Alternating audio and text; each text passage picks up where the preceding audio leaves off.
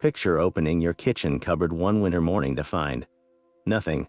No cans of soup, no frozen vegetables, no long-life milk.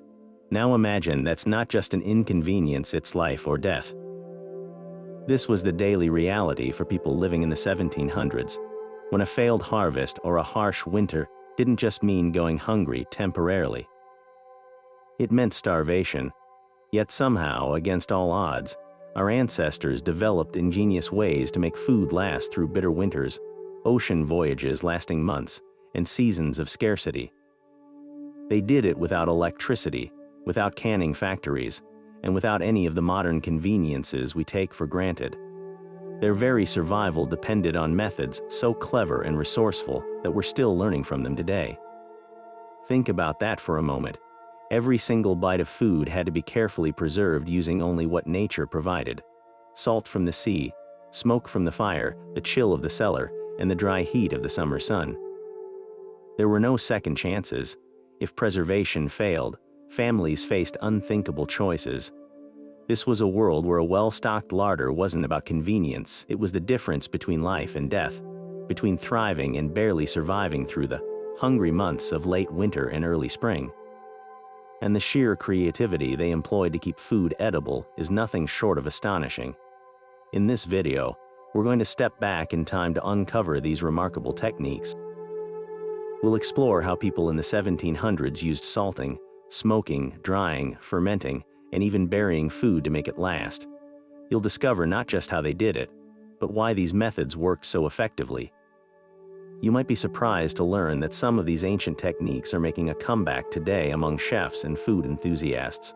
So join me as we unlock the secrets of 18th century food preservation, a story of human resilience, creativity, and the relentless pursuit of survival against the odds. What we uncover might just change how you look at that jar of pickles or piece of smoked salmon in your own kitchen. To truly understand the desperation and ingenuity behind these methods, we have to appreciate the fragile reality of life in the 18th century. The entire rhythm of life was dictated by the seasons in a way that's almost unimaginable today. A successful autumn harvest meant celebration and security. A poor one meant months of uncertainty and genuine hardship. There were no trains or trucks to bring fresh produce from warmer climates. If your local crops failed, you couldn't simply import what you needed. Your community lived or died by what it could grow, and more importantly, what it could save. Food spoilage was a constant, invisible enemy. Without the scientific understanding of bacteria and microorganisms we have today, people saw food simply go bad. They called it putrefaction, and it was a mysterious and terrifying force. This wasn't about throwing out a moldy piece of bread. A spoiled barrel of salted meat on a months-long sea voyage could mean scurvy and death for an entire crew. A failed store of grain could mean a village slowly starving through the long winter months, a period often grimly referred to as the starving time.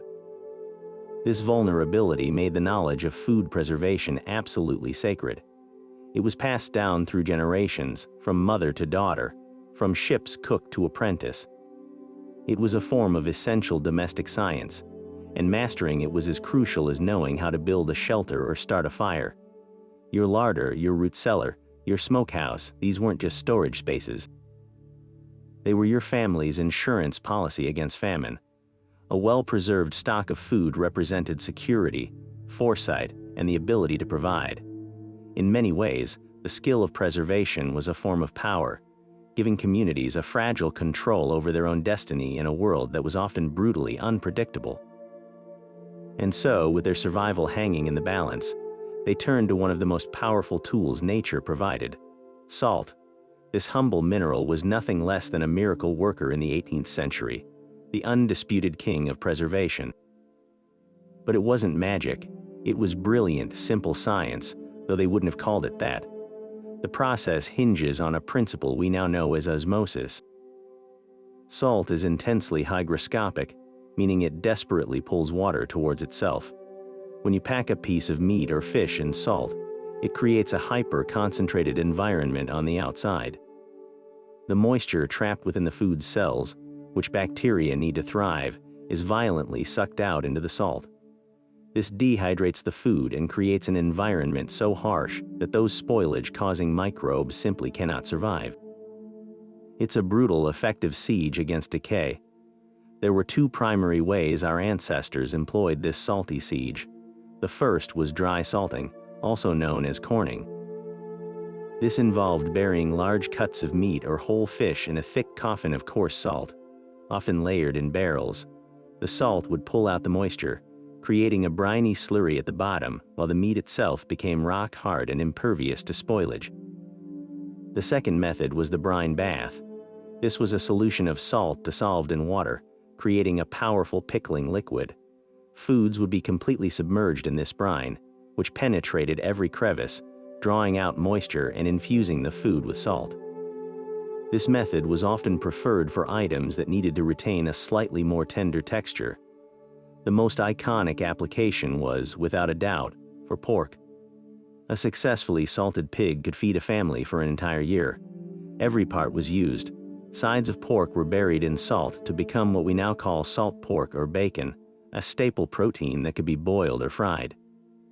Legs of pork were meticulously cured and often later smoked to become ham, a treasured centerpiece for special meals. But it wasn't just a land-based technique. The sea offered its bounty, but it spoiled even faster. The cod fisheries of New England and Newfoundland were economic powerhouses precisely because of salt. Cod was caught, split open, and heavily salted right on the decks of the fishing boats.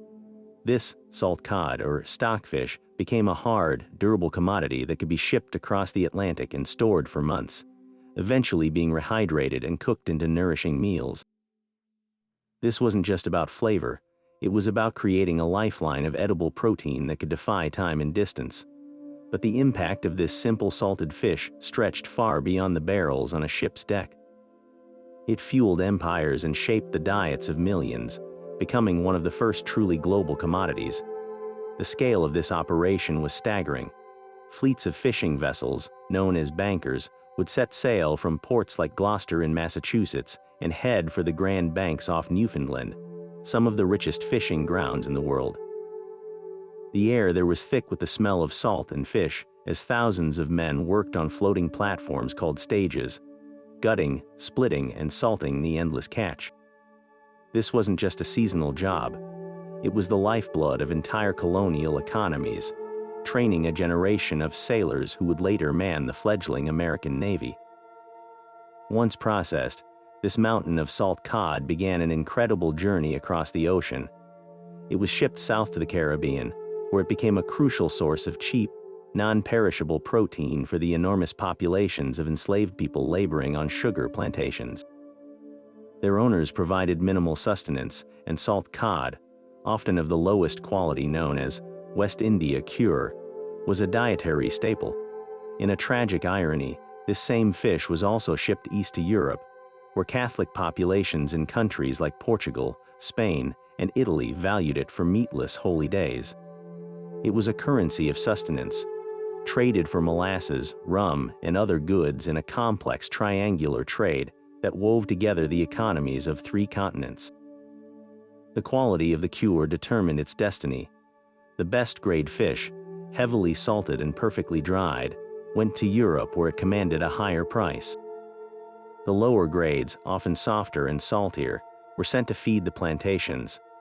This system created an intricate web of dependency. The plantation economies of the West Indies relied on New England for their food supply, and New England's merchants grew wealthy on the profits from salt cod, using that capital to build their towns and fund new industries. A humble, rock-hard slab of fish thus became a silent force in the architecture of the 18th century Atlantic world, a testament to how the desperate need to preserve food could, quite literally, change the map of global commerce and connect lives across oceans in ways they could never have imagined. While salt laid the foundation for long-term preservation, it was often the gentle, constant kiss of smoke that completed the process and transformed basic sustenance into something with both remarkable shelf life and deep, complex flavor. After meat or fish had been thoroughly salted to draw out its moisture, it would frequently be moved to the smokehouse, a small, often windowless outbuilding that was a standard feature on any prosperous farm or homestead. Here, the second act of preservation would begin, one that relied not on a mineral from the sea, but on the slow, smoldering fire of carefully chosen woods. The magic of smoking lies in the chemistry of the smoke itself. When hardwoods like hickory, oak, apple, or cherry are burned slowly and at a low temperature, they don't produce a roaring flame but instead generate a dense, cool smoke. This smoke is laden with hundreds of chemical compounds, including phenols and acids, which are powerfully antimicrobial. As the smoke swirls around the hanging meats, these compounds settle on the surface, creating an additional, hostile barrier for bacteria. Simultaneously, the gentle heat and dry air of the smokehouse continue the dehydration process that salt started, further reducing the moisture content that microbes need to survive. The result was a piece of meat that was essentially cocooned in a protective, flavorful crust. The design of the smokehouse was ingenious in its simplicity. Typically built from stone or brick to be fireproof, it featured a small fire pit in the center or a trench leading from an external firebox. This allowed for the fire to be managed easily without overheating the structure. The meat was hung from rods or hooks high up near the roof, where it could bathe in the rising smoke for days or even weeks. Managing the fire was a delicate art. It needed to smolder continuously, never flare up, as too much heat would actually cook the meat, ruining its texture and making it prone to spoilage instead of preserving it. The ideal fire was one that produced maximum smoke with minimal heat, a task often entrusted to the most experienced members of the household. This process did more than just preserve. It created some of the most iconic and beloved foods of the era. What we now know as ham, bacon, and smoked sausages all owe their existence to this meticulous technique. A country ham, cured in salt and then smoked for weeks over hickory wood, became a stable, durable foodstuff that could last for years. It was a treasure pulled out for special occasions, its rich, smoky flavor a direct result of this patient preservation. Beyond flavor and function, the smokehouse also represented a community effort. Neighbors might share the use of a smokehouse, or families would gather for a communal smoking day, turning the essential chore of food preservation into a social event that strengthened the bonds which were themselves crucial for survival in a challenging world. Yet for all the complexity of salt and smoke, some of the most widespread preservation was achieved through the simplest method of all, doing nothing more than removing the water. Drying or dehydrating, harness the most abundant and free resources available, the sun and the air. This technique is based on a beautifully straightforward principle. Since bacteria and mold require moisture to grow, eliminating that water creates an environment where they simply cannot survive. By exposing food to a constant flow of dry air, our ancestors effectively put it into a state of suspended animation, locking in nutrition and concentrating flavors for months or even years to come. The execution of this method was a race against time and humidity. For fruits like apples, apricots, peaches, and grapes, this meant taking advantage of the late summer sun. Slices of fruit would be laid out on clean cloths on sloping rooftops, on specially constructed wooden drying racks, or even on stones heated by the sun. The process required vigilant attention. The fruit had to be brought in at night to avoid dew and covered during any sudden rain, as any reintroduction of moisture could ruin the entire batch. Over several sunny days, the slices would slowly shrivel and darken, their sugars becoming intensely concentrated. Grapes transformed into sweet, chewy raisins, while apples became leathery rings that could be stored in sacks and provide a vital source of vitamin C during the bleak winter months. This practice wasn't limited to sweet treats. Herbs were tied into bundles and hung upside down in the rafters of kitchens or barns, where warm, dry air would circulate around them. Within a week or two, they would become brittle and fragrant, their essential oils preserved for use in stews and medicines long after the first frost had killed the plants outside. Beans and peas were often left on the vine to dry completely in the field before being harvested and threshed, their rock-hard shells ensuring they would keep perfectly through the winter. ready to be soaked and boiled into a hearty meal. Perhaps the most iconic dried food, and one crucial for protein on long journeys, was jerky. This wasn't the seasoned snack we buy in bags today. Thin strips of lean meat, typically from deer, bison, or beef, were cut against the grain and then either air-dried on racks in a well-ventilated shed or lightly smoked over a low fire to speed up the process. The result was a tough, durable, and highly nutritious strip of meat that could be carried in a pocket for weeks, providing sustenance for hunters, travelers, and soldiers far from home. It was a testament to the power of simplicity. By mastering the elemental forces of sun and wind, people could create a pantry that was both resilient and deeply flavorful. But while drying relied on removing water and salting on drawing it out, another method took a completely different approach. It changed the very nature of the liquid the food sat in. Enter pickling, a technique that harnessed the formidable power of acidity. At its heart, this process is a chemical battle. Vinegar, which is essentially diluted acetic acid, creates an environment so hostile that the bacteria responsible for spoilage simply cannot function. By submerging vegetables in this potent liquid, our ancestors built a flavorful fortress against decay. The process was both simple and precise. Fresh vegetables like cucumbers, onions, cabbages, and even eggs would be packed tightly into clean crocks or jars. The choice of container was crucial. It had to be non-reactive, like stoneware or glass, to avoid contaminating the sharp vinegar. Then, a brine was prepared, but this was far from the salty solution used for meat. Here, vinegar was brought to a boil, often with a generous amount of salt dissolved into it and a handful of aromatic spices. This heating step was vital. It helped to infuse the vinegar with the flavors of dill, mustard seed, peppercorns, or bay leaves. But more importantly, it sterilized the liquid, ensuring no unwanted microbes were introduced into the crock. The boiling vinegar was then carefully poured over the vegetables, completely submerging them. A weight, like a clean stone or a smaller dish, was placed on top to keep everything beneath the surface. Exposure to air was the enemy, as it could allow mold to form on top.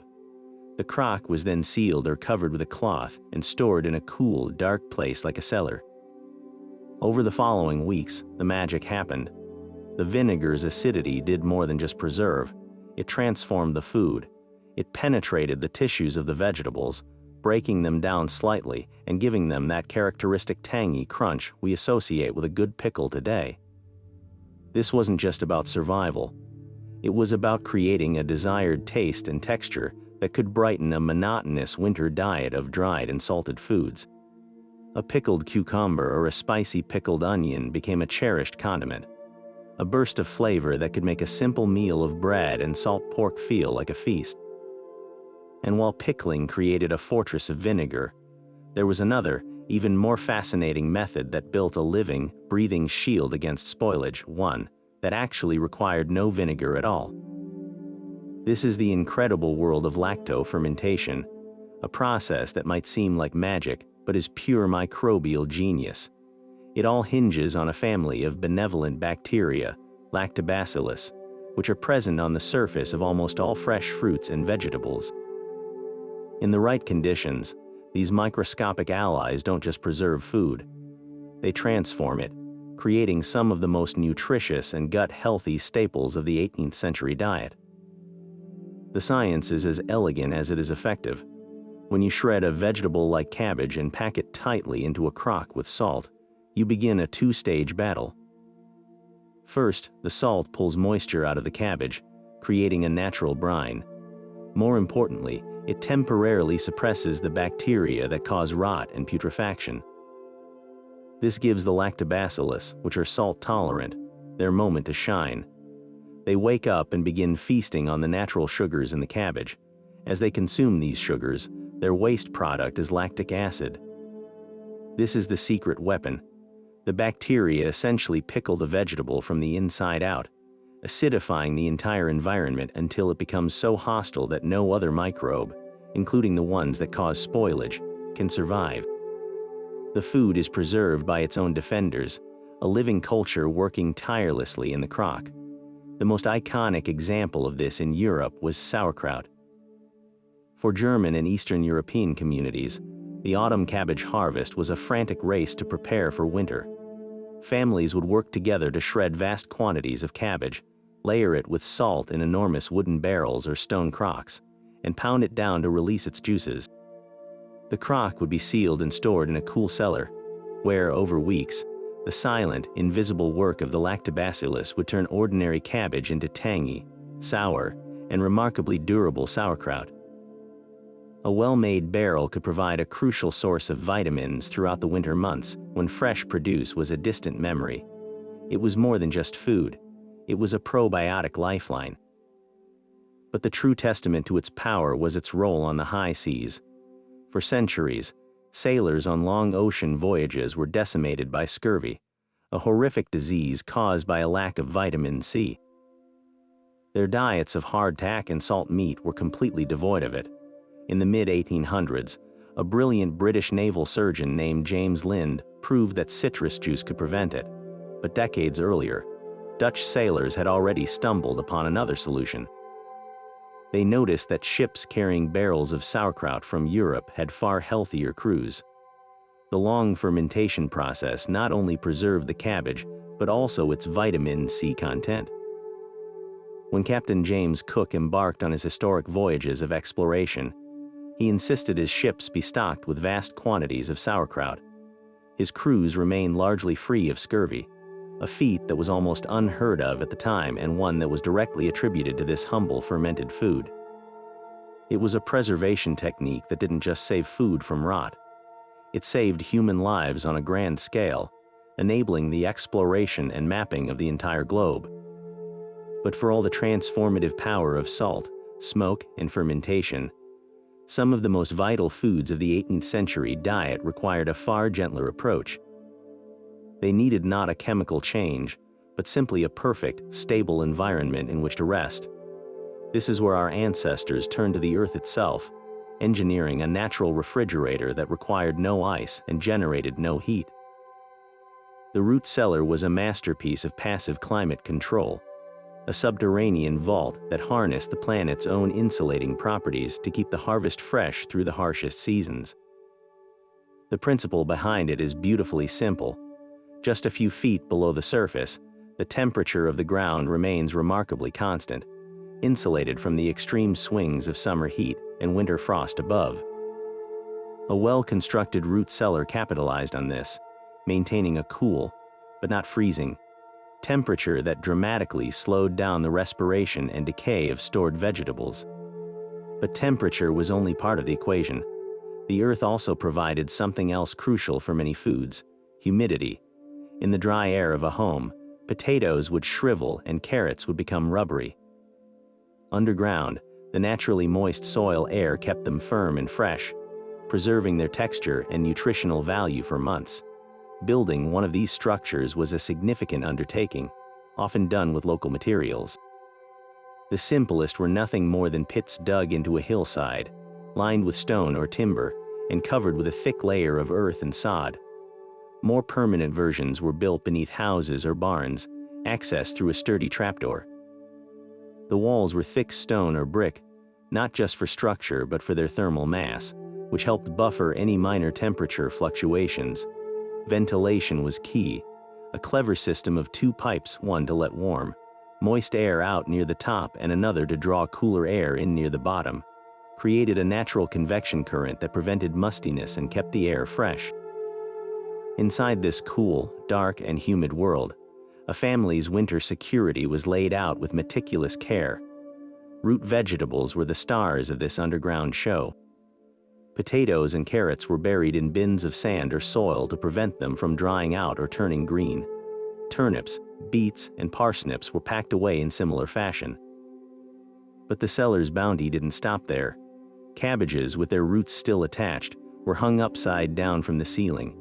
Apples, which give off ethylene gas, were carefully stored away from potatoes, which would otherwise spoil quickly. Barrels of autumn's apple cider and beer were also stored here, kept at a perfect temperature for slow, steady fermentation and maturation, ensuring a supply of safe, nutritious drinks long into the winter. This wasn't just a storage space. It was the final, crucial link in the chain of preservation, a silent, dark guardian that kept the literal fruits of a year's labor alive until the earth could provide once more. Beyond the ingenious simplicity of the root cellar, people developed even more active methods to harness nature's coolness. For the daily chore of keeping dairy products from spoiling, they looked to the constant, refreshing chill of moving water. A running spring or a deep well offered temperatures that were significantly cooler than the ambient summer air.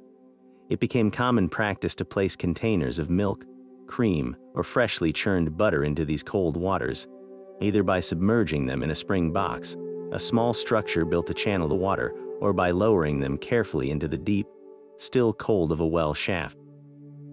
This wasn't a long-term solution, but it was a brilliantly effective way to gain an extra day or two of freshness, preventing precious calories from being lost to the heat. For those with the means and resources, however, the ultimate expression of cold storage was the ice house. This was a technology of luxury and foresight, a way to literally capture winter and preserve it for the sweltering months of summer. The process began in the deepest cold of January or February. Teams of men and horses would venture out onto the thick ice of frozen lakes and ponds.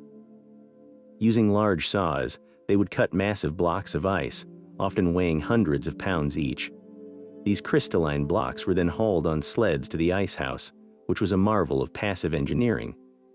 These structures were carefully designed to be thermal fortresses. They were often built partially or completely underground, taking advantage of the Earth's natural insulation. Their walls were enormously thick, constructed from double-walled timber, brick, or stone with the air gap packed with a superb insulator like sawdust, charcoal, or straw. The ice blocks were stacked inside in a tight pile, and each layer was meticulously packed with more insulating straw or sawdust to prevent the blocks from fusing together and to minimize the surface area exposed to air.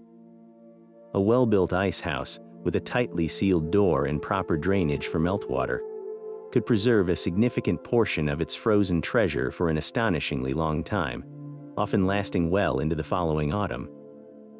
This hoarded winter was a precious commodity. It was primarily the domain of large estates, prosperous taverns, and the wealthy who could afford the labor and land required. The ice was carefully chipped away as needed to fill ice boxes, the precursors to the modern refrigerator, which were insulated chests used to chill delicacies, make frozen desserts, and cool drinks. This ability to produce a chilled glass of wine or a sliver of ice cream in the middle of July was a stunning display of wealth and technological prowess. It was a tangible, cold reminder that human ingenuity could not only preserve the essential staples of life, but could also begin to conquer even the most fleeting of comforts. Now, if you wanted to preserve something truly luxurious, something that couldn't simply be dried or tossed into a crock of vinegar, you might turn to one of the most resource-intensive methods of all. This was the art of potting, a technique that transformed delicate foods like shrimp, tender game birds, or even fine cheese into a stable, spreadable delicacy that could be kept for months on a pantry shelf.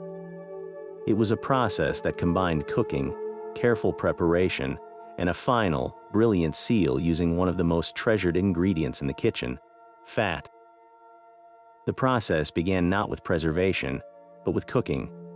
The chosen food, whether it was a finely minced cooked ham, a flaked piece of seasoned fish, or the picked meat of a dozen small birds like larks or thrushes, was pounded relentlessly in a mortar with a pestle. This wasn't a gentle mixing. It was a vigorous pounding meant to break down the fibers and create a smooth, almost paste-like consistency. During this stage, the preserver would add a generous amount of seasoning, not just for flavor, but as a further barrier against spoilage. Hefty pinches of salt, along with potent spices like mace, cloves, nutmeg, and black pepper, were worked into the paste. These spices, expensive and imported from far-off lands, were prized not only for their exotic flavors but also for their known preservative qualities. Once the paste was perfectly smooth and heavily seasoned, it was packed with great care into small, clean stoneware pots. The goal was to eliminate any air pockets, so it was pressed down firmly and the surface was smoothed perfectly flat. Then came the magical final step. A supply of butter was gently melted in a pan and carefully skimmed. This process, known as clarifying, removed the milk solids and water, leaving behind pure, golden butter fat that had a much higher smoke point and, most importantly for potting, a far longer shelf life itself. While still liquid, this clarified butter was slowly poured over the tightly packed meat paste, filling the pot right to the very brim until the food was completely submerged. As the butter cooled and solidified, it formed a flawless, hermetic seal, locking the air out and the seasoned goodness in. This butter cap was the key to the entire method. It acted as a physical barrier, preventing oxygen from reaching the food, and thus halting the oxidative processes that lead to rancidity and spoilage. Stored in a cool, dark larder, a potted delicacy could remain perfectly edible for many months. When the time came to serve it, you would simply break through the butter seal, scoop out the rich, flavorful paste beneath, and spread it on a piece of bread or toast. It was a way to capture the essence of a rare treat and make it last, a small, private luxury that spoke of wealth, careful management, and a sophisticated understanding of how to use fat not just for cooking, but for saving. Moving from the simple seal of butter in potting, we arrive at a preservation method that is perhaps the most decadent and luxurious of them all, a technique where the food itself becomes the preserver. This is the art of confit, a word that comes from the French confire, meaning to preserve. While most famously associated with duck and goose, this was a method born from the same desperation as all the others, yet it resulted in a dish of such profound flavor and tenderness that it has endured as a gourmet classic for centuries. The process begins not with cooking, but with a thorough salt cure. Large cuts of poultry, typically the legs and thighs of ducks or geese, were generously coated in coarse salt and left to rest for a full day or even longer. This initial step was critical. Just as with the salt cod we discussed earlier, this heavy salting drew out a significant amount of moisture from the meat. This dehydration was the first and most important line of defense against spoilage, creating an environment where bacteria would struggle to take hold. But unlike the rock-hard results of dry salting, confit had a far more delicious fate in store. After the curing time was complete, the salt would be brushed away, and the real transformation would begin. The meat was placed into a deep, heavy pot, and here came the magic ingredient, fat, vast amounts of it. For duck confit, this meant slowly rendering the fat from the very same bird, patiently melting it out over a low fire until you had a pot of clear, liquid gold. The salted meat was then completely submerged in this warm fat. The pot was moved to the edge of the hearth or into a very low oven, where it would cook for hours, not at a boiling rage, but at the gentlest of simmers. This slow, patient cooking was the heart of the technique. It wasn't about searing or browning. It was about gently coaxing the tough connective tissues in the legs to break down and melt into sublime tenderness without ever letting the meat dry out, all while being protected from the air by its fatty blanket. Once the meat was fall off the bone tender, the final act of preservation could take place. The pot was carefully removed from the heat and allowed to cool completely. As it did, the fat gradually solidified, forming a perfect, hermetic seal over every piece of meat, locking it away from the air and any potential contaminants. The crock was then stored in the cool, dark environment of the cellar, where it could remain perfectly preserved for months. Whenever a cook needed to prepare a meal, they would simply break through the solid fat, retrieve a leg, and then carefully reseal the crock to protect the rest. The resulting meat was something truly extraordinary, incredibly moist, deeply flavorful, and with a texture that was both tender and rich, a testament to the idea that preservation didn't have to mean hardship. It could, in the right hands, become the very source of culinary art. In a world where salt and smoke preserved the proteins that provided strength, there was another precious commodity that safeguarded the sweetness of summer, transforming fragile fruits into glistening treasures that could brighten the darkest winter day. This was the art of preservation through sugar, a technique that turned one of the 18th century's most expensive imports into a powerful tool against decay. For the average family, sugar was a rare luxury, often kept under lock and key. To use it in such vast quantities for preservation was an act of significant investment, a deliberate choice to trade a measure of wealth for a guaranteed taste of sunshine in the future. The principle at work here is beautifully similar to salting, but with a sweeter outcome. Sugar, like salt, is intensely hygroscopic. When cooked with fruit into a thick, concentrated syrup, it creates an environment where the osmotic pressure is simply too great for microorganisms to survive. The sugar molecules aggressively pull the water out of any bacterial cells that dare to enter, effectively desiccating them and preventing them from spoiling the precious preserve. It was a delicious siege, creating a sugary fortress that was as impenetrable as it was delightful. This process gave rise to a whole family of preserves, each with its own distinct character. The most refined of these was jelly, a clear, shimmering substance that captured the very essence of the fruit. Making it was a laborious and skillful process. Fruits like currants, grapes, or quince would be slowly simmered until they broke down. Then the entire mash was poured into a thick cloth jelly bag and left to drip for hours, even overnight. This patient straining separated the clear, fine juice from the pulp and seeds. This pure juice was then combined with a massive amount of sugar and boiled fiercely until it reached the precise moment, known as the jellying point, when a drop cooled on a plate would wrinkle and hold its shape. The result was a sparkling, jewel-toned preserve that was a symbol of elegance and a testament to the cook's patience. For a more rustic, hearty preserve, there was jam. Here, the entire fruit, or large pieces of it, were cooked down directly with sugar, creating a spread that was thick, chunky, and full of texture. Marmalade, a particular type of jam made from bitter Seville oranges, became a breakfast staple, its bright, sharp flavor cutting through the richness of morning meals. And then there were the fruit butters, perhaps the most economical and deeply flavorful of all. Apple butter was the most common. Unlike jam, fruit butter involved cooking a fruit puree for an extraordinarily long time, often for many hours in a slow, brick oven after the day's bread had been baked. The slow, steady heat caramelized the fruit's natural sugars and evaporated the water without the need for as much expensive refined sugar. Spiced with cinnamon, cloves, and allspice, it reduced into a dark, intensely flavored, spreadable paste that was incredibly durable and deeply satisfying. For those who could not afford expensive imported sugar, a local alternative often stepped in: honey. While not as potent a preservative as refined sugar, honey's natural antibacterial properties and high sugar content made it a viable, if less common, substitute.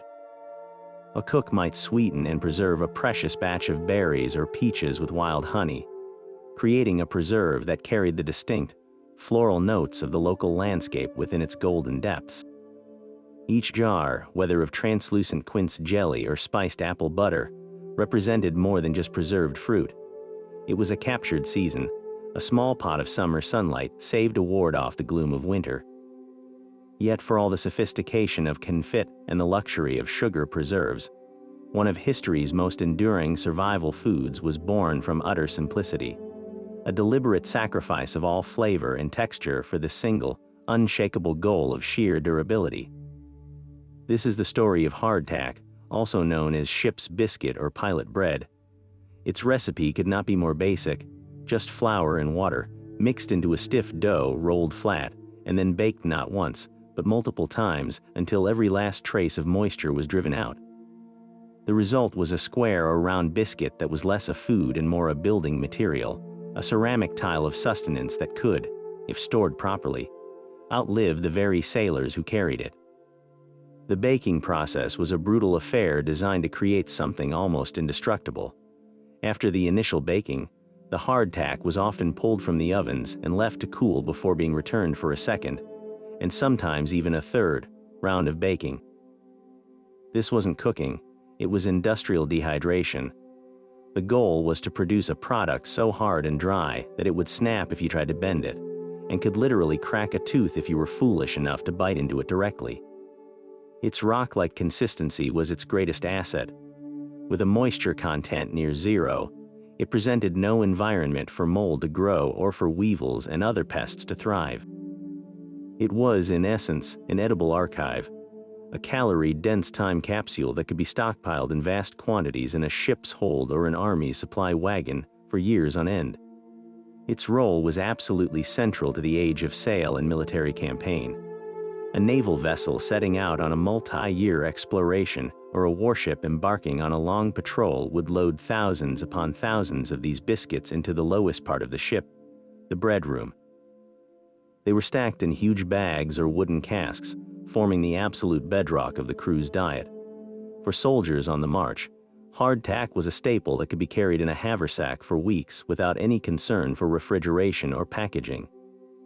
It provided the crucial carbohydrates needed for back-breaking labor in combat, a blank canvas of calories that could be made edible with a little creativity.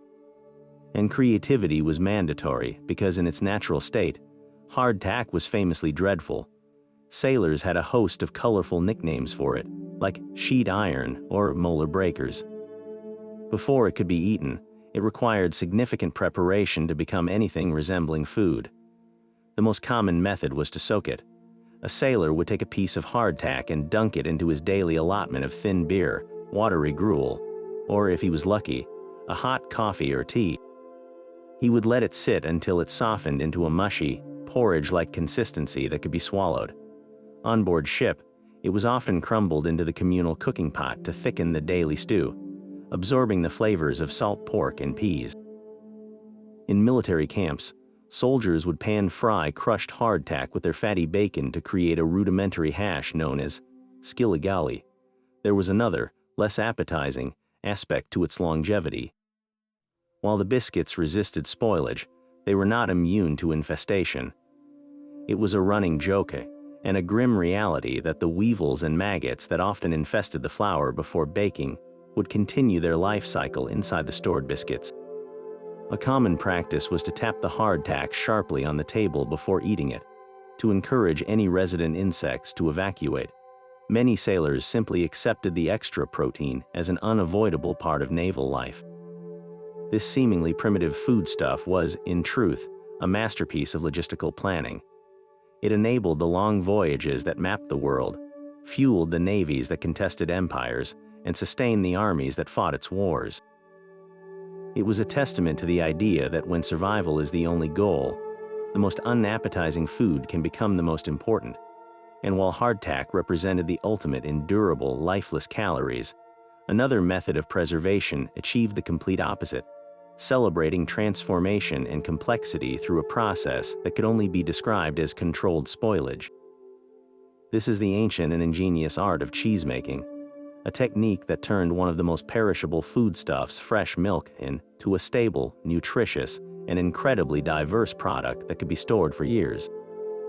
At its heart, cheesemaking is a brilliant manipulation of nature, a way of guiding milk's inevitable decay down a specific, delicious path rather than a rancid one. The journey begins with the most basic of ingredients, milk.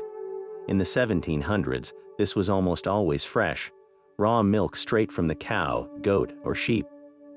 The first critical step is coagulation, the splitting of the milk into solid curds and liquid whey. Our ancestors accomplished this in two primary ways. The first, and most common for hard cheeses, was using rennet. This is a complex enzyme naturally found in the stomach lining of ruminant animals. A small piece of dried stomach, often from a suckling calf, would be soaked in warm water or salt brine to create a potent liquid that, when added to warmed milk, would work its magic. The rennet enzymes cause the milk proteins, called casein, to suddenly clump together, forming a soft, gelatinous solid. The other method, often used for softer, fresh cheeses, relied on acidity. A bit of leftover whey from a previous batch, now teeming with lactic acid bacteria, would be added to fresh milk. The bacteria would ferment the milk sugars into lactic acid, and this increasing acidity would slowly cause the milk to curdle on its own, creating a more delicate separation. Once the milk had set into a firm curd, the work of concentration and preservation began. The curds were carefully cut with knives or harps into smaller pieces, which encouraged even more whey to weep out. These curds were then gently heated and stirred, a process that further tightened them and expelled moisture. The next step was draining. The curds were scooped into perforated molds or baskets lined with cloth, allowing the watery whey to drain away. For a harder cheese, the curds would then be pressed under significant weight, sometimes for many hours, to squeeze out every possible drop of liquid. It is this removal of water, much like with drying or salting, that is the fundamental key to preservation. The less water present, the harder the cheese and the longer its potential shelf life. But the true magic, and the source of the incredible variety of cheeses we know today, happened next, the aging process, also known as affinage. This is where simple pressed curd was transformed into something far greater. The young cheeses were moved to a very specific environment, a cool, dark, and humid cellar or cave. Here, time and microbiology took over. Naturally occurring molds and bacteria living in the aging space would settle on the rind of the cheese and begin to work their way inward. The cheesemaker's skill lay in managing these conditions with incredible precision. A cheese aged in a cool, moist environment would encourage the growth of specific wide molds, resulting in a soft, bloomy rind cheese like a primitive brie. A cheese washed regularly with brine or beer would foster bacteria that created a pungent, sticky orange rind and a powerfully flavorful interior, like a Limburger. A cheese aged for many months or even years in a drier environment would become hard and granular, developing deep, nutty, crystalline flavors, like a Parmesan or aged cheddar. This was preservation as a form of alchemy. A single ingredient milk could, through slight variations in this process, become hundreds of completely different foods. A wheel of hard aged cheese became a calorie-dense, protein-rich treasure that could be stored through the winter, traded across continents, or taken on long sea voyages. It was a testament to the idea that by understanding and harnessing the very processes of decay, humanity could create not just sustenance, but art. Now, while cheese preserved the proteins in milk, our ancestors faced another pressing challenge: what to do with the rich, precious fat. Cream and butter were incredible sources of calories and flavor, but they were also maddeningly perishable, turning rancid in a matter of days, especially in the heat of summer. The solution to this problem was found not in a complex new technology, but in two ancient, brilliant adaptations of butter itself, one for the cooler climates of Europe and another for the warmer regions of the world. In places like Ireland, Scotland, and Scandinavia, the primary method was a practice known as clabbering. Fresh, raw milk was left to sit in a cool place until the cream naturally rose to the top and could be skimmed off. This cream was then churned into butter, but this fresh butter would spoil quickly. To combat this, families would work a very large quantity of salt directly into the freshly churned butter. This wasn't a light seasoning, it was a heavy cure, using enough salt to make the butter practically inedible on its own. The salt acted as it always did, drawing out moisture and creating an environment where bacteria couldn't easily thrive. This heavily salted butter was then packed tightly into clean, glazed earthenware crocks. Each layer was pressed down firmly to eliminate any air pockets, and the final layer was smoothed over and often sealed with an additional layer of salt on top. The crock was then covered with a cloth or a wooden lid and stored in the deepest, coolest part of the root cellar, where the consistently low temperatures would further slow down any oxidation or spoilage. A well-made crock of salted butter could last for many months, providing a vital source of fat for cooking and baking throughout the winter. It was a staple of the rural economy. In Ireland, for instance, these massive firkins of salted butter were so common, they were even used as a form of currency or rent payment. But for cultures in much warmer climates, like India, this method had its limits. The heat made long-term storage of even salted dairy products a constant struggle. Their ingenious solution was to fundamentally transform the butter, creating a product that was virtually indestructible. Ghee. The process of making ghee, known as clarifying, is a masterclass in food science. Butter is gently melted in a pot over a low flame. As it heats, it separates into three distinct layers: the white, foamy milk solids that float to the top, the clear, golden butterfat in the middle, and a small amount of water at the bottom. The key to ghee's stability is the careful removal of both the milk solids and the water. The foam is meticulously skimmed away. Then, the butter is simmered gently until all of the water content evaporates.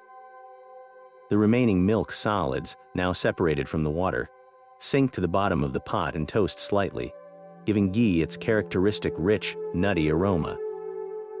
The clear, pure butter fat is then carefully poured off, leaving those toasted solids behind.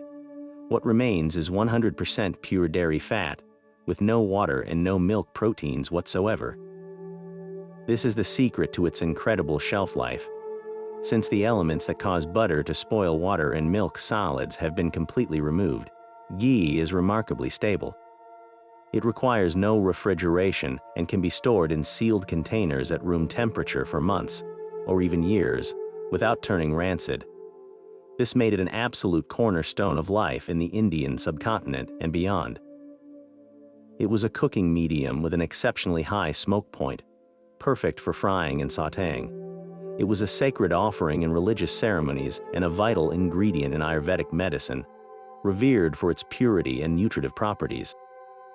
Ghee wasn't just a preserved food. It was a cultural treasure, a testament to the ability to harness pure chemistry to create a durable, versatile, and sacred substance from one of the most fleeting of ingredients. But for all the brilliant science of salting and the slow magic of fermentation, the 18th century larder was still a place of monotony and risk. Imagine eating salt pork, dried peas, and hardtack day after day for months on end. The flavors were simple, repetitive, and often just plain dull. And there was always the lurking danger that a barrel of meat, despite everyone's best efforts, might be on the very brink of spoilage. It's in this challenging culinary landscape that we find another, more subtle layer of preservation wisdom, one that relied on a precious cargo of flavor.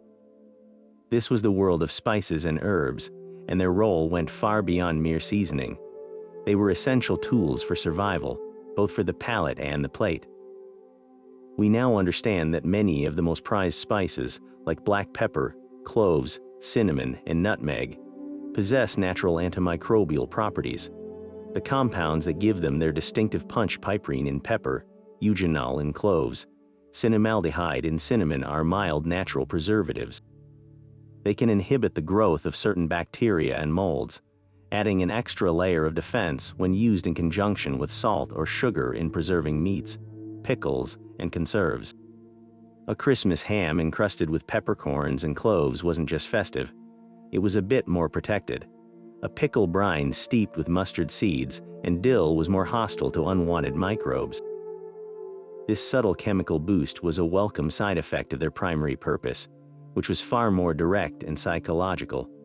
The true, undeniable power of these exotic imports lay in their ability to transform the questionable and the mundane. A piece of meat that was just starting to develop what was euphemistically called a high flavor could be rescued by a heavy hand with spices.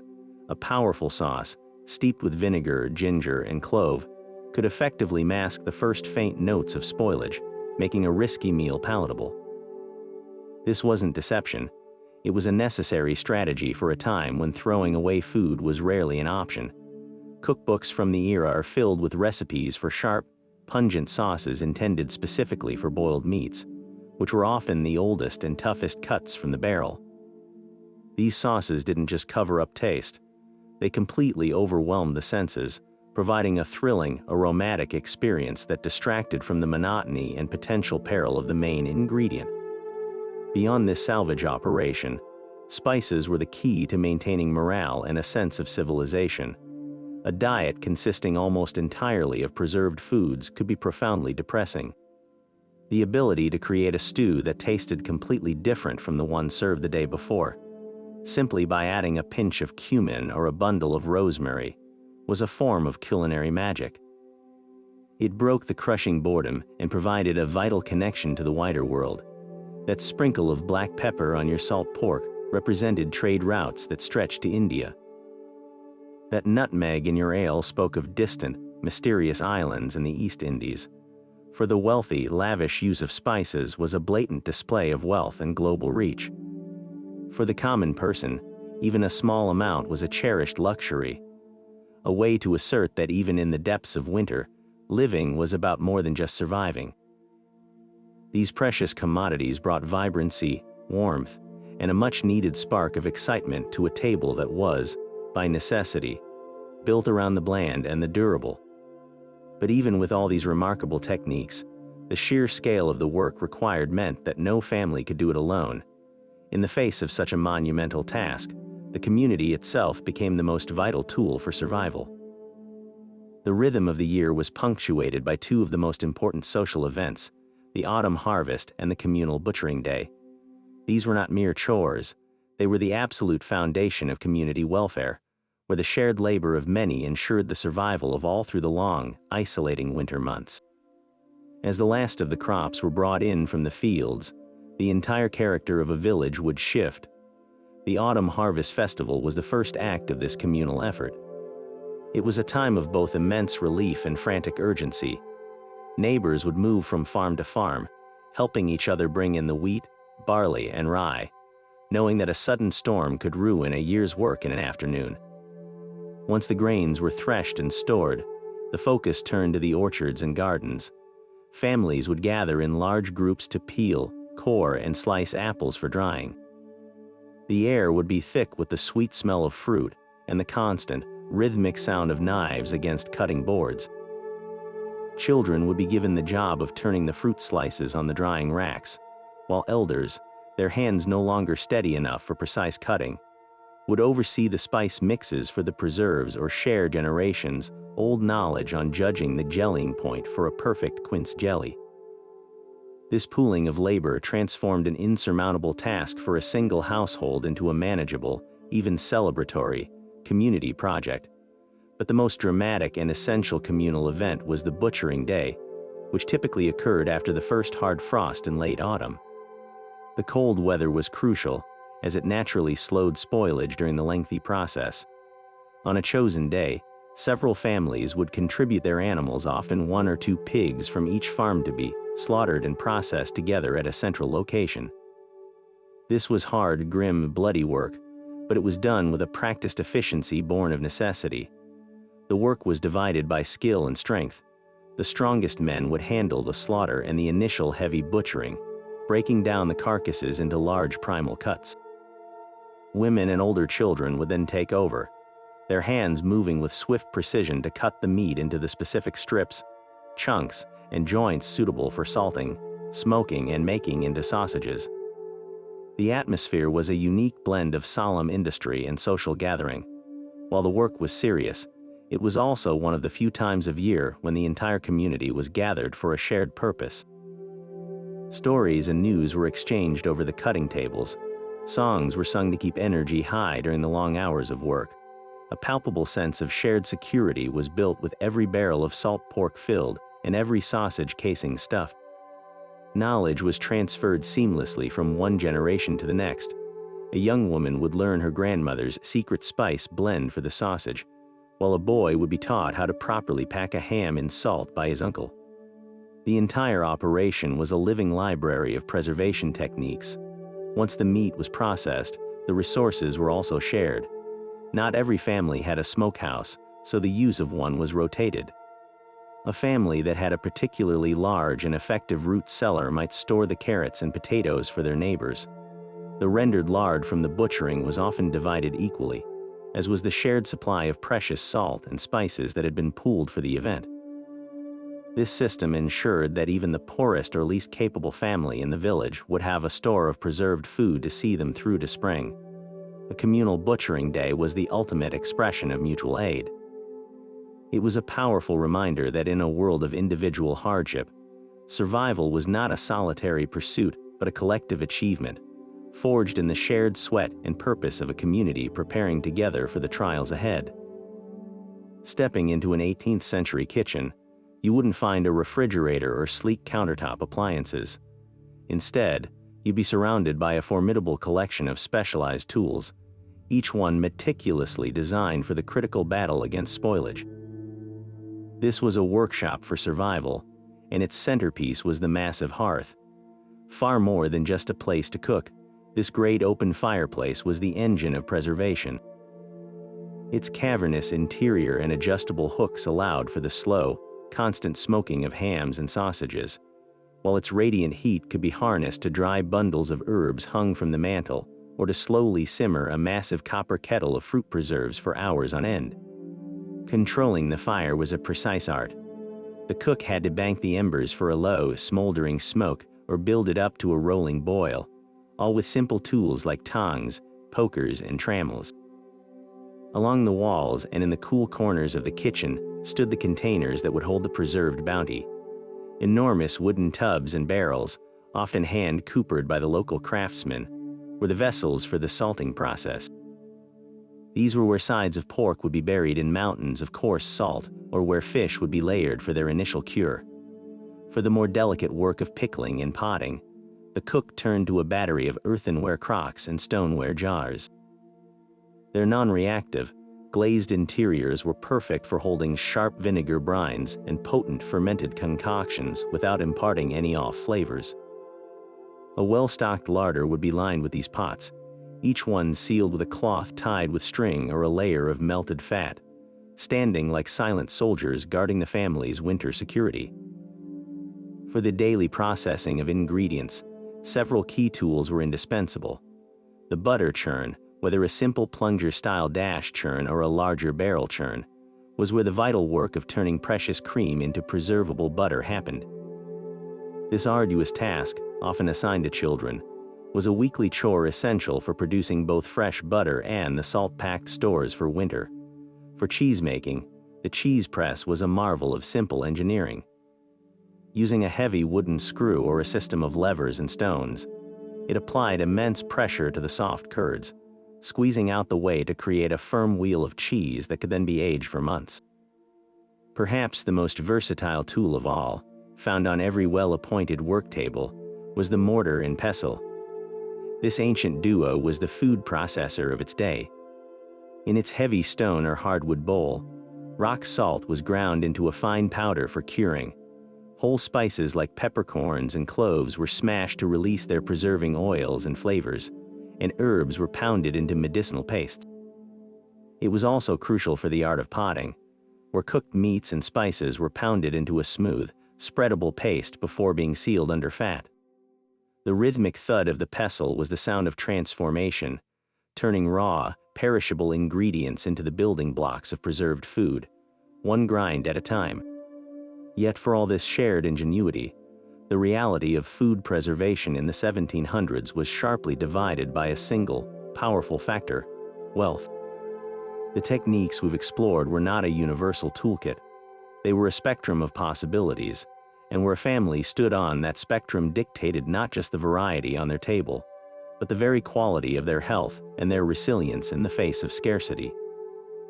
The chasm between the diet of a wealthy landowner and that of a landless laborer was vast, a divide most starkly visible not in the fresh foods of harvest, but in the preserved stores that had to last through the lean months. For the affluent, preservation was an exercise in luxury and variety. Their ice houses, brimming with blocks cut from frozen winter ponds, were a testament to their ability to defy the seasons. This stored cold allowed them to preserve delicate items like fresh cream, delicate cheeses, and even to indulge in the ultimate luxury of iced desserts in the middle of summer. Their larders were stocked with preserves made with expensive, imported sugar-glittering jellies from summer berries, rich marmalades from bitter oranges. They could afford to lavish precious spices like pepper, cinnamon, and nutmeg on their salted meats, not just for preservation, but to create complex, sophisticated flavors that broke the monotony of winter meals. A wealthy family's table in January might feature a spiced, potted game bird, a slice of ham smoked for weeks over applewood, and a glass of cider that had been kept cool and refreshing in the cellar. Their preservation methods were about maintaining a standard of living, ensuring that the comforts of autumn extended deep into the winter.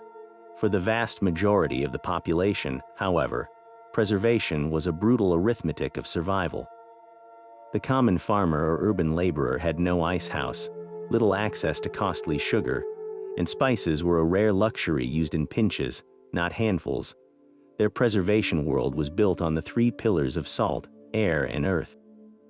Their diet was dominated by a few staple items: salt pork or bacon from the annual pig, dried beans and peas, hearty root vegetables from the cellar, and a coarse, dark bread.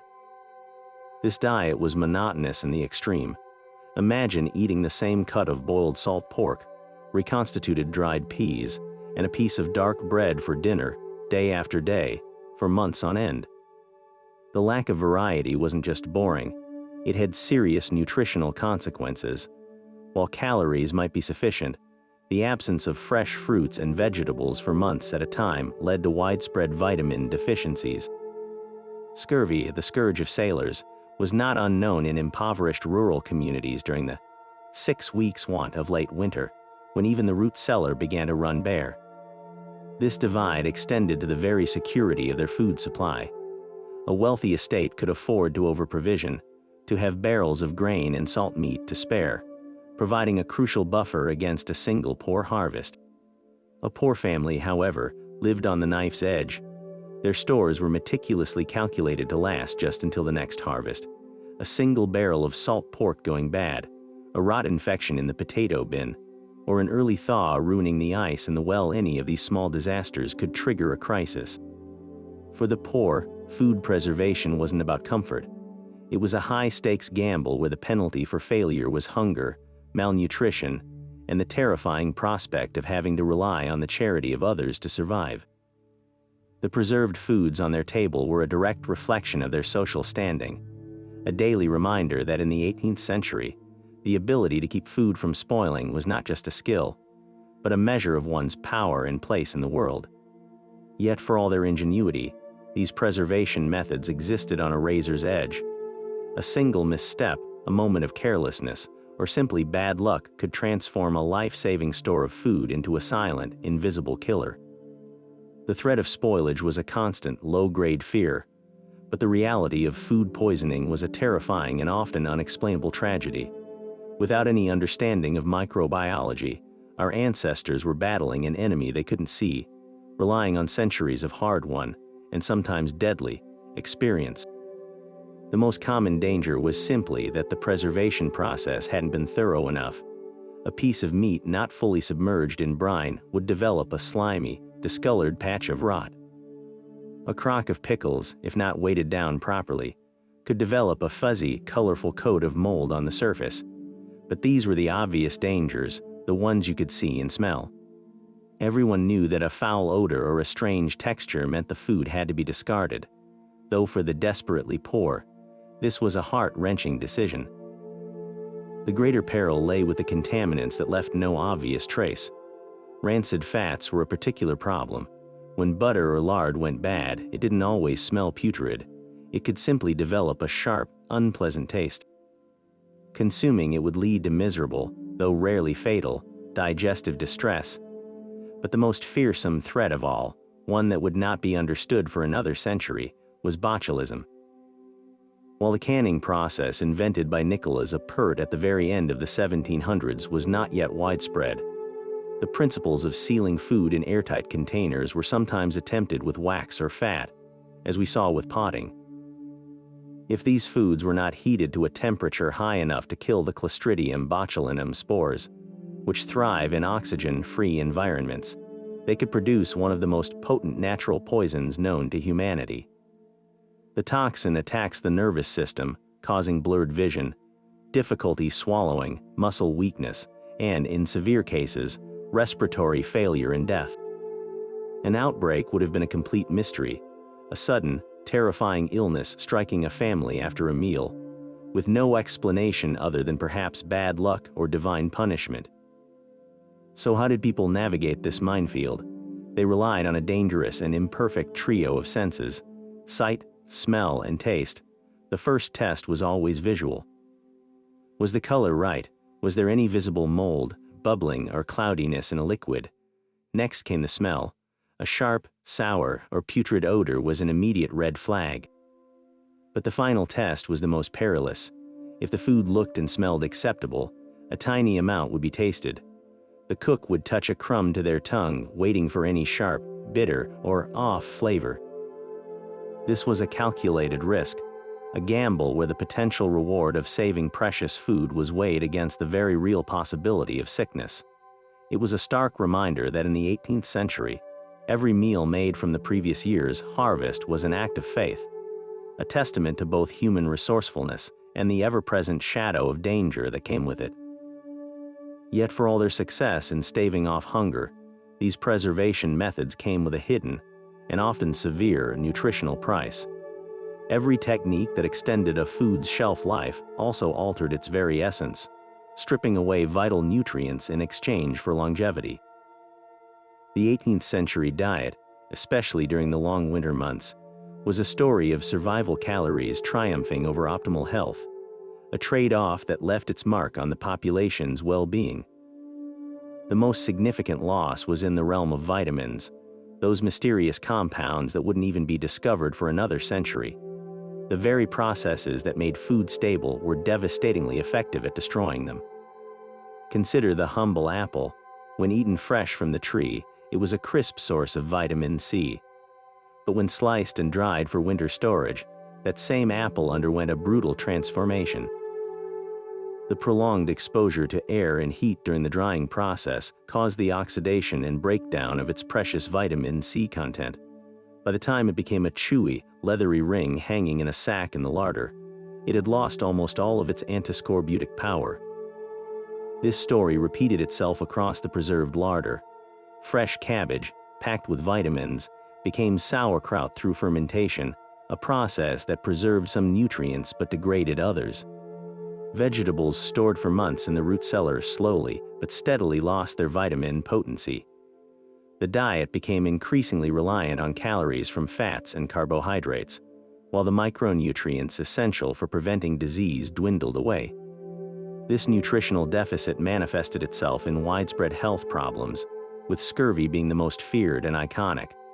We rightly associate it with sailors, but vitamin C deficiency was also a grim reality on land, particularly for the poor in late winter. When the root cellar stores ran low and the last of the dried fruits were gone, people endured what was known as the 6 weeks want, or the starving time. This period wasn't always about a complete absence of food.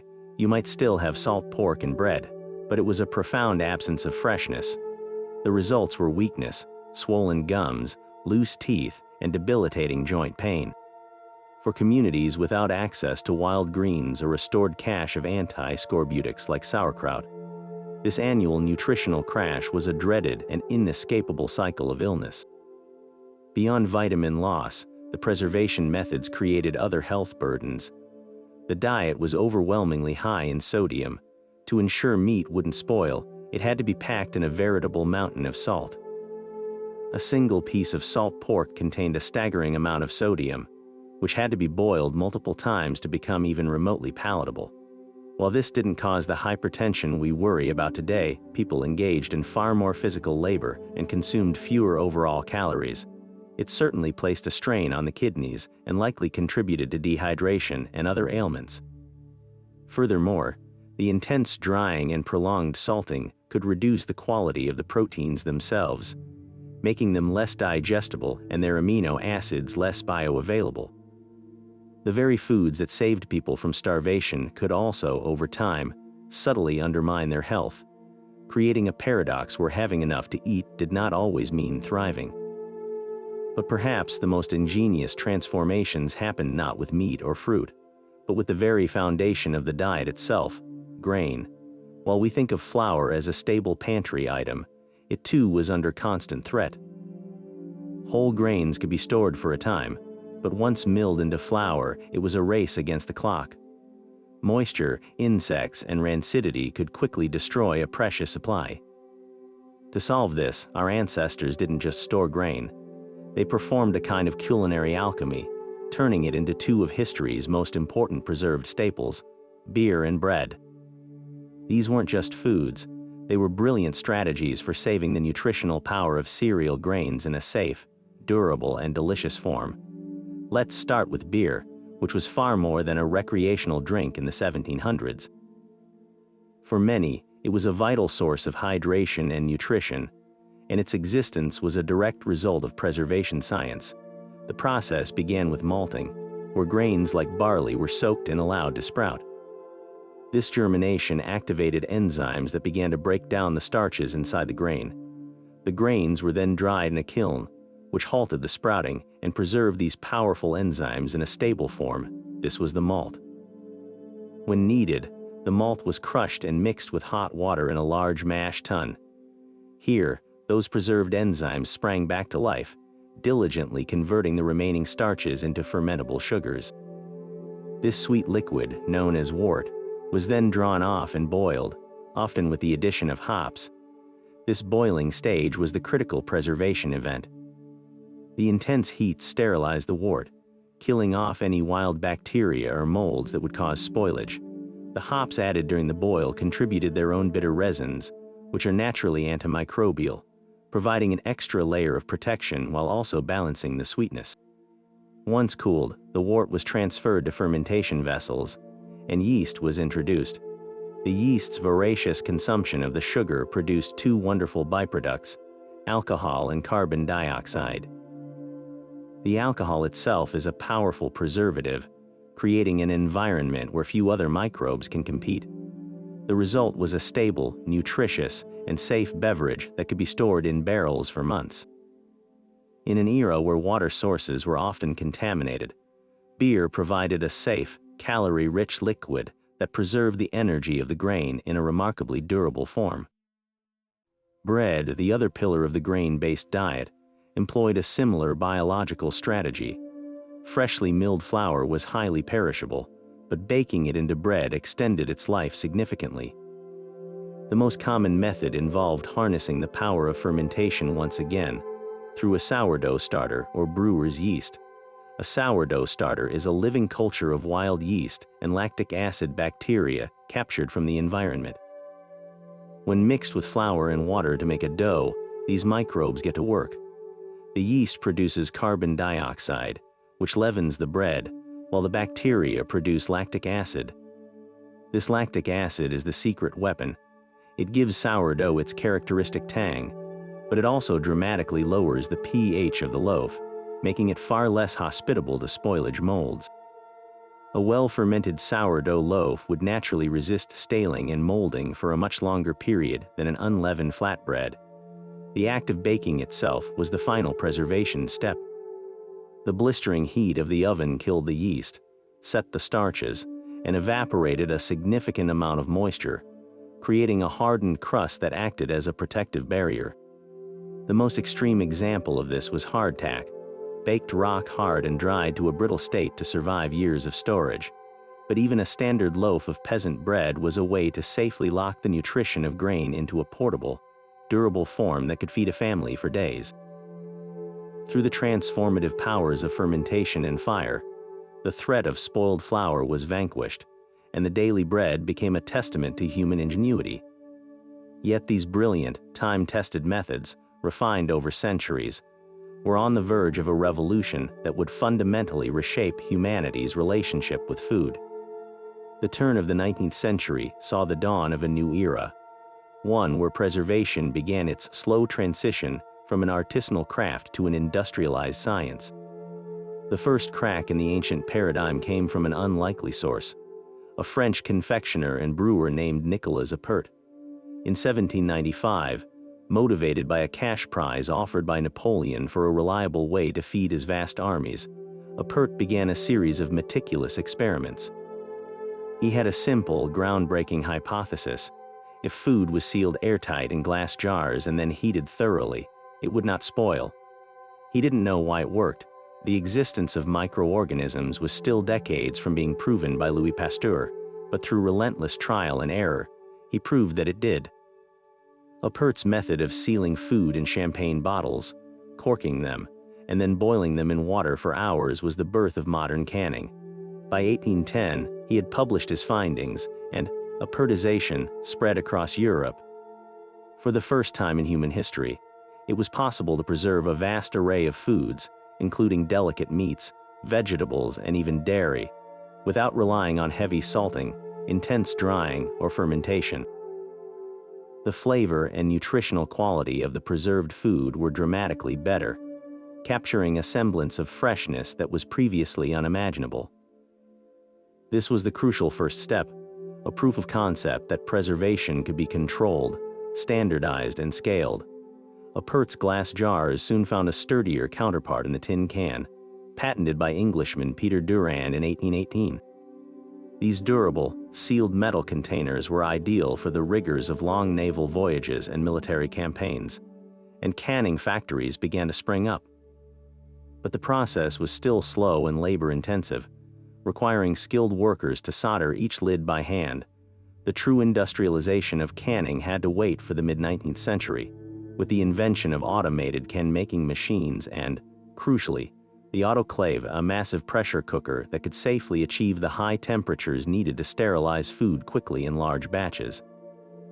This technological leap transformed preserved food from a carefully hoarded household staple into a mass-produced commodity, available year-round in shops and changing the very geography of diet, as people could now enjoy peaches from Georgia or corn from Iowa regardless of the season or their location. Parallel to the revolution in canning was the democratization of cold. The 18th century icehouse, a luxury for the wealthy, evolved into the 19th century icebox, a common feature in middle-class homes. Ice harvested from frozen northern lakes was shipped south by rail and sold by icemen who made daily delivery rounds. This network of cold logistics meant that ordinary families could now own an insulated wooden cabinet cooled by a block of ice, allowing them to keep milk, butter, and meat fresh for days instead of hours. But ice was still dependent on winter weather and inefficient transportation. The final, definitive break from the past came with the invention of mechanical refrigeration. In the 1870s and 80s, engineers developed compressors that could liquefy gases like ammonia, using their cycle of compression and expansion to artificially generate cold. By the turn of the 20th century, these mammoth machines were cooling entire warehouses for cold storage and were installed on ships, creating refrigerated holds that could carry Argentinian beef to Europe or California oranges to New York, utterly dismantling the old constraints of seasonality and locality. This technology eventually shrank to fit the home. The first electric domestic refrigerators began to appear in the 19-teens and 20s, and by the mid-20th century, they had become a ubiquitous appliance. This was the final death knell for the root cellar and the daily struggle with preservation. With the simple hum of a compressor, the average family could now achieve what once required a community's annual labor: a safe, reliable, and versatile cold environment that could keep a wide variety of fresh and processed foods for weeks. The frozen food industry, pioneered by Clarence Birdseye in the 1920s, added another layer, using flash freezing to lock in the texture and flavor of foods at their peak. The journey from the communal smokehouse and the sand-packed root cellar to the self-defrosting freezer is one of the most profound technological transformations in human history. It freed us from the anxious rhythm of the harvest and the hungry months, but in doing so, it also gradually erased the deep, generational knowledge and the communal traditions that for centuries had been the very foundation of survival. We gained incredible convenience and safety, but we left behind a world where the preservation of food was an intimate, essential, and deeply human art. So as we've journeyed from the smokehouse to the root cellar, from the brine barrel to the fermentation crock, the sheer diversity of these methods is nothing short of breathtaking. Our ancestors weren't just throwing salt at a problem. They were sophisticated applied scientists, harnessing chemistry, biology, and physics with an intuitive mastery that guaranteed their survival. They manipulated osmosis with salt, created antimicrobial barriers with smoke, harnessed beneficial bacteria with fermentation, and engineered passive climate control with subterranean storage. This wasn't a single solution, but a vast, intricate toolkit, each method perfectly suited to preserve a different type of food for a different length of time. This daily, yearly struggle did far more than just fill pantries. It fundamentally sculpted the world. It dictated the rhythms of life, creating an annual cycle of intense, communal labor followed by months of cautious rationing. It forged entire economies, from the cod fisheries of New England that fueled the triangular trade to the spice routes that connected continents. The very exploration and mapping of the globe were made possible by preserved foods like hardtack and sauerkraut. Cultures were defined by their preservation specialties: the sauerkraut of Germany, the salt cod of Portugal, the confit of France, the ghee of India. Your identity was often tied to what you ate to survive the winter, and perhaps the most profound connection is to our modern plates. Every time we open a can of soup, enjoy smoked salmon on a bagel, savor a pickle on a burger, or choose probiotic-rich yogurt, we are tasting the direct descendants of these 18th century breakthroughs. The industrial food system, with its refrigerated trucks and global supply chains, didn't emerge from a vacuum. It was built upon the foundational principles these innovators discovered through necessity. Their fight against spoilage paved the way for everything that followed. Yet, in a beautiful twist of history, we are now seeing a powerful return to these ancient methods. The modern DIY movement, with its home fermenters, charcuterie enthusiasts, and canning clubs, is in many ways a conscious effort to reconnect with this heritage.